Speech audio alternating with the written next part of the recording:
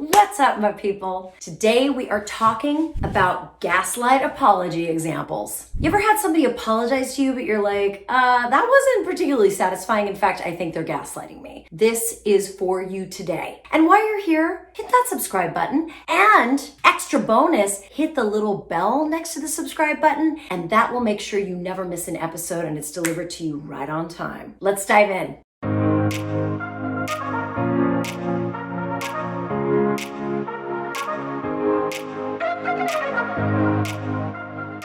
Here's the thing to know about gaslighters. They hate apologizing. People who gaslight fundamentally cannot deal with having to own their own mistake, their own flaws. It's such a sensitive thing for them. They're so fragile and tender on the insides that they literally cannot with owning their own stuff. And listen, before you get judgy and start piling on the hate for these people, I think a lot of us can relate to that. It's hard to apologize.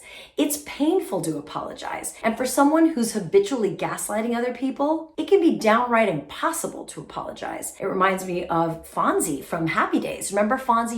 You might not be old enough to remember Happy Days, but I grew up with Happy Days, and on the show there was this tough motorcycle dude who was the main character of the whole show, and he could not apologize. In fact, he'd be like,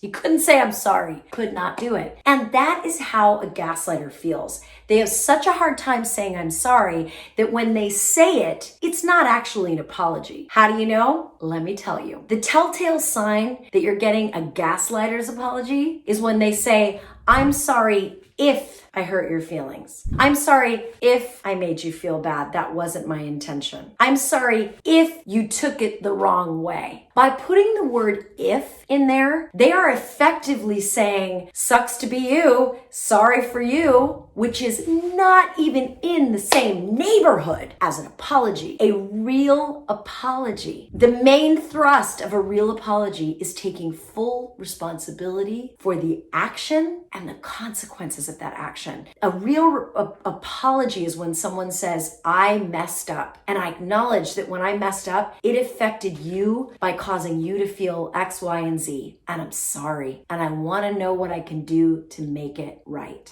That's a real apology.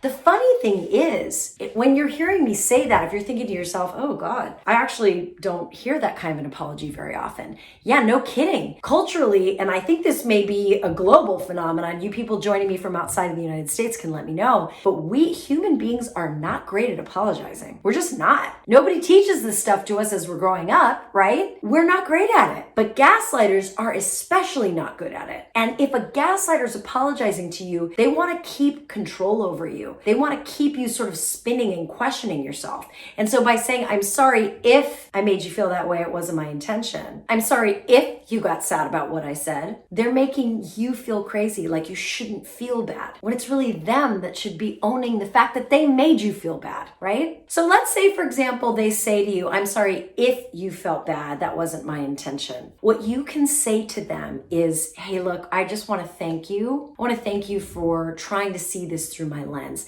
What I need from you right now is for you to own the fact that whether or not you meant to, you did make me feel bad. I would like you to apologize for making me feel bad, or for making me experience XYZ consequence. You might need to use that phrase, here's what I need from you. They might need direct guidance. They may never have given a proper apology in their lives. So you're gonna need to provide some leadership. What I need from you is an actual apology. I am sorry I made you feel that way. It wasn't cool. And here's what I need you to do to make it right. That's what you would say to them, right?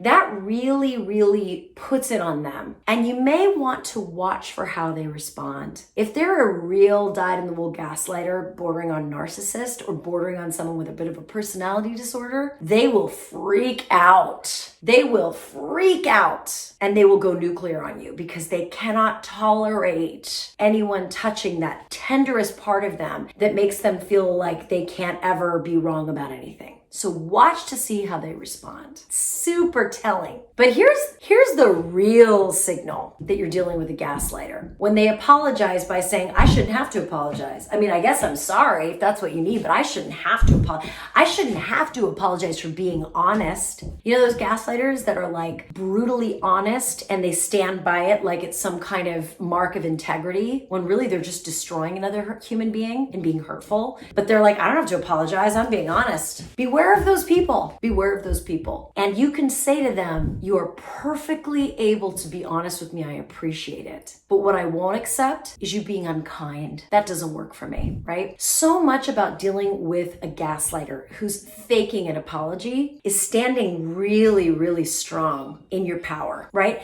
Not accepting anything less than respect. But here's the thing. You will know if you have been apologized to by a gaslighter who's not really apologizing when you leave the conversation and you feel fundamentally unsatisfied. You just don't feel like you really got what you signed up for in the conversation. You heard words like a word salad and maybe there was an apology, but there was no ownership, no responsibility was taken, and there was no effort to make it right. That's how you know. That's how you know. And so it may be that you have a follow-on conversation, or it may be that you decide, okay, I'm going to let this one go, but I'm going to be on guard next time. I'm going to really own what I need. A lot of times when we're ready to be apologized to, we're not clear on what we need out of the conversation. We're just hoping that the other person does whatever it is we think we need. That's on us. Sometimes we need to really own, what does success look like for this interaction where I'm expecting an apology? We need to be ready to do that work ourselves. And don't worry, listen, this is hard. Like I said, humans are not great at apologizing. This may take you a few rounds with this person to get to a point where you're like, okay,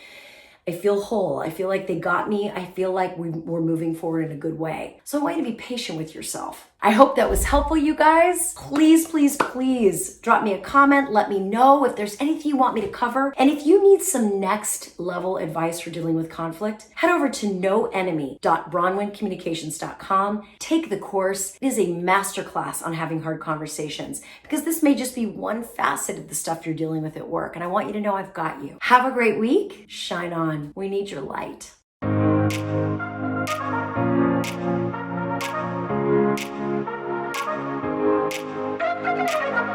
Thank you.